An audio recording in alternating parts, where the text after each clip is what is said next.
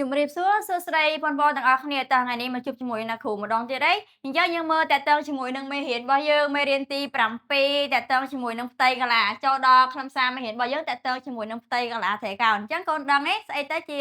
ត្រីកោណអញ្ចឹងយើងមកមើលរូបជាមួយអ្នកគ្រូរូបទី1នេះកូនដឹងហើយដែលមានប្រវែងអីគេមានទទឹង2ស្មើគ្នានិងមានបតោយ2ស្មើគ្នាត្រូវអត់ចាអញ្ចឹងអានឹងគេហៅថាជាអីគេកូនគេហៅថាជាចតុកោណកែងត្រូវអត់ចាអញ្ចឹងនៅពេលដែលអ្នកគ្រូគូសវាគូសចតុកោណកែងនឹងជា2000គ្នាអញ្ចឹងមានន័យថាយើងបានត្រីកោណ2ហើយត្រូវអត់ចាអញ្ចឹងនៅពេលដែលអ្នកគ្រូពូទៅយើងឃើញថាយើងបានត្រីកោណ2000គ្នាដែលយើងឃើញថាមួយចំហៀងនេះគឺស្មើទៅនឹងមួយចំហៀងនេះត្រូវអត់យើងបានត្រីកោណ2ហ្នឹងហើយអញ្ចឹងយើងមកមើលរូបទី2វិញអញ្ចឹងរូបទី2ហ្នឹងយើងបានអីគេអញ្ចឹងនៅពេលដែលអ្នកគ្រូលើកត្រីកោណនោះយកទៅបញ្ឈរអញ្ចឹងនៅពេលដែលអ្នកគ្រូលើកត្រីកោណនោះទៅបញ្ឈរយើងបានអីគេយើងបានរូបត្រីកោណមួយទៀតហើយដែលប្រវែងទទឹងរបស់ចតុកោណកែងខាងលើគឺស្មើទៅនឹងអីគេរបស់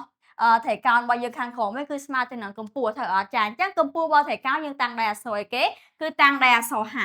យើងលេងហៅវាថាជាទទឹងរបស់ចតុកោណកែងជាដែលយើងហៅវាថាជាកម្ពស់របស់ត្រីកោណវិញត្រូវអត់ចាអញ្ចឹងដល់ពេលផ្នែកខាងក្រោមនេះដែលគេហៅថាជាបណ្ដោយរបស់ចតុកោណកែងយើងលេងហៅវាថាជាបណ្ដោយទៀតហើយយើងហៅវាថាជាអីគេវិញម្ដងគឺយើងហៅវាថាជាបាតរបស់ត្រីកោណអញ្ចឹងយើងឃើញថា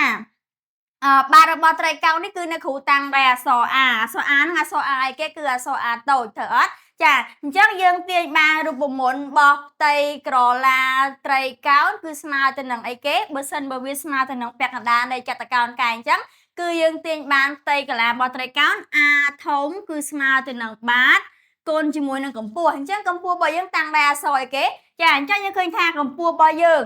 គឺតាំងដោយអក្សរហាអញ្ចឹងអ្នកគ្រូបាតគុណទៅនឹងកម្ពស់អញ្ចឹងយើងឃើញថាត្រីកោណគឺស្មើទៅនឹងពាក់កណ្ដាលនៃចតុកោណកែងអញ្ចឹងត្រូវធ្វើម៉េចគឺត្រូវតែចែកនឹង2ចាអញ្ចឹងអ្នកគ្រូទាញបានរូបមន្តរបស់វាអីគឺផ្ទៃកន្លារបស់ត្រីកោណគឺស្មើទៅនឹងបាតគុណជាមួយនឹងកម្ពស់ហើយចែកនឹង